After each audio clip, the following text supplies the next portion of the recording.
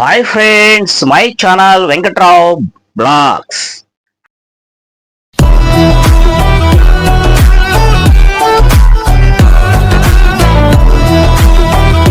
Friends అందరూ ఎలా ఉన్నారు? బాగున్నారా?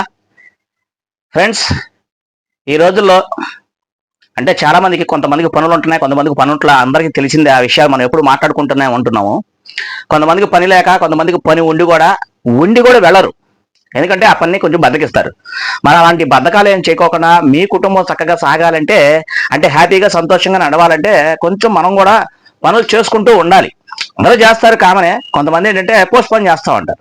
ఎందుకంటే ఆ రోజు పోస్ట్పోన్ చేసానికి డబ్బులు ఆటోమేటిక్గా మనకి నెల జీతాలకైనా వార జీతాలకి రోజైనా కట్ అయిపోతూ ఉంటాయి. నేను సెలవులు పెడతాను, అవన్నీ మామూలే, సెలవులు పెడతానే ఉంటాను ఫ్రెండ్స్. అయితే ఇక్కడ ఏంటంటే మనం ఎప్పుడైతే పని చేయకుండా ఇంట్లో కూర్చొని కొంచెం బద్దకిస్తామో, ఒక రోజైతే పర్లా, 2 రోజైతే పర్లా, అలా చేయకోకుండా వారం అంతా కూర్చున్నాం అనుకో, మరి ఇల్లు కుంటుపడిపోద్ది. ఇంటద్దులు ఉండేవాళ్ళ పరిస్థితులు ఏంటి? మరి ఇంటద్దుల పరిస్థితులు ఏంటి? ఇంటద్దులకు వచ్చేస్తాయి.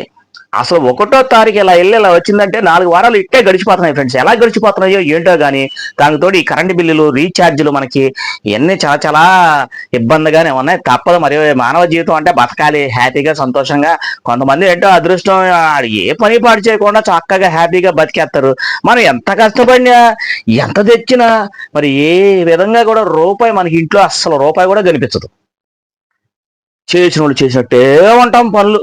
కొంతమంది అయితే ఇళ్లలో పాపం భార్యాభర్తలు ఇద్దరు పని చేస్తారు, అయినా డబ్బులు ఏమైపోతాయో తెలియదు. మరి వాళ్ళకే అప్పులు ఉంటాయి. ఆ అప్పులు ఎక్కడి నుంచి వస్తాయో తెలియదు, అది ఏం కొంటారో తెలియదు, మరి ఏం చేసుకుంటారో తెలియదు, ఆ అప్పు మీద ఎలా పడిద్దో కూడా తెలియదు. అబ్బా, అలా సతమతం అయిపోయి ఎంతమంది జీవితాలు నాశనం అయిపోతున్నాయో కానీ, ఆ దేవుడి విధంగా దండం పెట్టాలి బాబు, అలాంటివి లేకోకుండా చేయండి అని చెప్పి.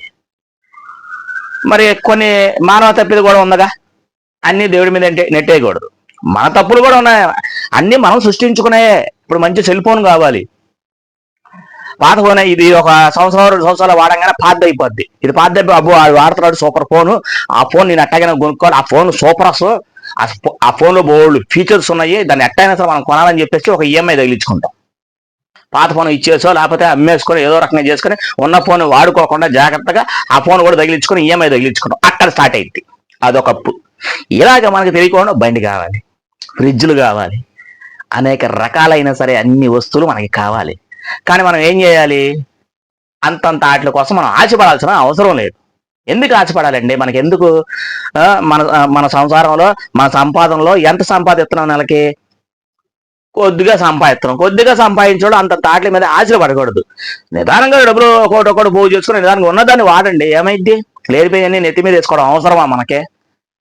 అర్థం చేసుకోండి. ఎందుకంటే పనులు అందరూ చేస్తారు, మేము చేస్తాం పనులు, మీరు చేస్తారు, అందరూ బాగానే ఉంటారు. కాస్త రూపాయి పాపాయి ఉన్నవాడికి అయితే పర్వాలేదు, వెనకాల పొలాలు గిలాలు ఉన్నవాళ్ళకి, ఆస్తులు ఉన్న వాళ్ళకైతే పర్వాలా, ఏదో రకంగా ముందుకు వెళ్ళిపోతారు. వాళ్ళకి సహాయం చేసేవాళ్ళు ఉంటారు. అసలు సహాయం చేయనోడి పరిస్థితి ఏంటి? నాలాంటి వాడి పరిస్థితి ఏంటి? నాకు ఎవరు సహాయం చేయరు, ఎవరు రూపాయి ఇవ్వరు, నాకు 10 రూపాయలు కూడా ఎవరు. నేనే పొద్దునే లేచి వ్యాపారంకి వెళ్ళి పని చేసుకోవాలి. పిల్లవాడు ఏమైనా ఇస్తే, ప్రస్తుతానికి అప్పుడప్పుడు ఈ మధ్యానికి పనులు లేవు, ఇస్తే ఇస్తాడు, లేకపోతే లేదు. ఎందుకంటే వాళ్ళకి బాధ్యత లేదు, వాళ్ళు బాధ్యత పట్టించుకోరు. బాధ్యత అంతా మనమే నడుపుకోవాలి. గ్యాస్ అయిపోయినా, రీఛార్జీలు అయిపోయినా, కరెంటు బిల్లులైనా, ఇవన్నీ ఆ ఇంటి యజమాని మీద పడిపోతే తలకాయ నొప్పులు. ఏంటంటే పని చేస్తున్నాం, అందరం చేస్తున్నాం, మీరు చేస్తున్నాం, నేను చేస్తున్నా, చాలా మంది చేస్తున్నారు. అయినా సరే ఆ కుటుంబంలో డబ్బులు ఉండక, ఆ డబ్బులు సరిగ్గా లేక కొంతమంది కొట్టేసుకొని ఆ డబ్బుల కోసమే, కేవలం ఆ డబ్బుల కోసం భార్యాభర్తలిద్దరూ గొడవలు, కొట్లాట్లు. నువ్వు వాడావంటే నువ్వే వాడంటే నేను సంపాదించిన డబ్బులు నాయే అని ఏమన్నా అనుకో, నువ్వు సంపాదించిన డబ్బులు ఆ డబ్బులు కూడా నాయే అని ఈయన చెప్తాడు. నీ డబ్బులు నీ అయినప్పుడు నా డబ్బులు నాయి కాదా అని చెప్పి ఈయన, ఇలా గొడవలు మొదలవుతాయి. ఇలా ఇంతమంది ఇళ్లలో జరుగుతున్నాయి, చాలా ఇళ్లలో జరుగుతున్నాయి. నేను నా కళ్ళతో కూడా చూస్తున్నా. మీరు చూసే ఉంటారు, మీ పక్కింటోళ్ళో అవతలో ఇటో ఎవరో చూసే ఉంటారు. ఎందుకంటే ఇప్పుడు భర్త సంపాదిస్తున్నాడు అనుకో, ఆ ఇల్లు చక్కగా సాగిద్ది. ఆడవాడు సంపాదించవచ్చు, తప్పేం లేదు. కానీ కొంతమంది ఏంటంటే పాపం ఇంటికి మొత్తం పెట్టేస్తారు. ఆడవాళ్ళు కానీ మగవాళ్ళు కానీ, నీ ఇల్లు బాగుండాలని చెప్పి, పిల్లలు బాగుండాలని చెప్పి ఇంట్లోకి మొత్తం ఖర్చు పెట్టేసి చక్కగా ఆ ఇల్లును ఒక పొజిషన్కి తీసుకొస్తారు. కొంతమంది అట్టా ఉంటారు, నేను సంపాదించా, ఆ డబ్బులు నాయే, నేను ఎందుకు ఖర్చు పెట్టాలి, నేను కష్టపడి పని చేస్తున్నా, నేను ఎందుకు ఖర్చు పెట్టాలని చెప్పి కొంతమంది జాగ్రత్త చేస్తారు. అలా పోట్లాడి కూడా జాగ్రత్త చేసేవాళ్ళు కూడా ఉన్నారు. కానీ ఏదైనా సరే భార్యాభర్తలు అన్న తర్వాత వాళ్ళ సంపాదన వీళ్ళ సంపాదన ఇద్దరు సంపాదనలు వస్తే దగ్గర పెట్టుకుని చక్కగా వాడుకోవడానికి ఎంతవరకు ఉపయోగించాలో అంతవరకు ఇచ్చే తతే దాచుకుంటే బాగానే ఉంటుంది. కొంతమంది భార్య తెలివిగా ఉందనుకో భర్త తెలివిగా ఉండడు, ఈయన తెలివిగా ఉన్నాడు అనుకో ఈయన తెలివిగా ఉండదు. ఎవరో ఒకరు ఇంట్లో తెలివిగల వాళ్ళు ఉండాలి. ఉంటేనే ఆ ఇల్లు చక్కగా ఆ కుటుంబం హ్యాపీగా సంతోషంగా సాగిద్ది. మనీ ఇన్ని కష్టాలు పడుతూ ఇన్ని చేస్తానే ఉండి ఏ అసలు ఆ డబ్బులు వచ్చినాయి ఎంత కష్టపడతామో ఎక్కడికి పోతాయో ఏమో పోతాయో కానీ ఇక ఏదో ఒక సమస్య వస్తానే ఉంటుంది అందరికి. వస్తుందా లేదా? మీకు రావట్లేదా? నా ఏదో సమస్య వస్తానే ఉంటుంది. ఏంటో మరి ఎలా వస్తుందో ఏంటో ఏదో ఒకటి చేస్తానే ఉంటుంది. నేను పని చేసేవాడు చేసినట్టే ఉంటా, అయినా సమస్య తీరదు. తీర్చడానికి ప్రయత్నించాలి, కొత్తవి చేయకూడదు. కొత్తవి చేసిన వేరే వాటికి తీర్చుకునేట్టుగా కొంచెం మనం ఉపయోగించుకునేట్టుగా ఉండాలి. ఇప్పుడు ఏదైనా ఫ్రెండ్స్ మన దగ్గర ఫోన్ ఉందని ఇందాక చెప్పా, అది పాతది అయిపోయింది, దాన్నే వాడండి, తప్పేం లేదు. నాకు కొత్త ఫోన్ వచ్చింది కొత్త ఫోనే వాడతానంటే కుదరదు, మళ్ళీ మనం అప్పు అయిపోతాం.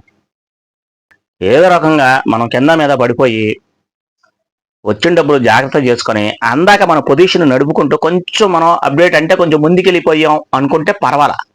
ఫ్రెండ్స్ ఎవరైనా సరే అప్పులు చేయకోకుండా మీ కుటుంబాలు మీరు కాపాడుకోండి. నేను చాలా సాధ్యమైనంత వరకు నేను వాటి గురించి పోరాడుతున్నాను. నేను అనవసరంగా కొన్ని వారం చీట్లని ఆ చీట్లని తీసుకుని ఇరుక్కుపోయి పెద్ద అప్పులు కాదులే చిన్నప్పుడు. ఇప్పుడు అవి తీర్చడానికి నేను ఒక్కడిని అయిపోయి చాలా ఇబ్బంది పాలవుతున్నా. తీరుస్తాను అంటలేదు. మరి నా ఇంట్లో నాకు కొంచెం హెల్ప్ఫుల్గా నాకు మా పెద్దవాళ్ళు కానీ వాళ్ళ తరపున కానీ మనకి ఎవరు లేరు. నేను ఒక్కనే పోరాడాలి, నేను ఒక్కనే తేవాలి, నేను ఒక్కనే సంపాదించుకోవాలి. అప్పుడప్పుడు చిన్న అబ్బాయి ఇస్తా ఉంటాడు డబ్బులు, అంతే. పనులు ఉండాలి వాళ్ళకి, వాళ్ళ పనులు ఉండాలి, వాళ్ళు తీసుకొచ్చి మనకి వాళ్ళు ఉంటే ఇస్తారు, లేకపోతే ఆడేం చేస్తారు.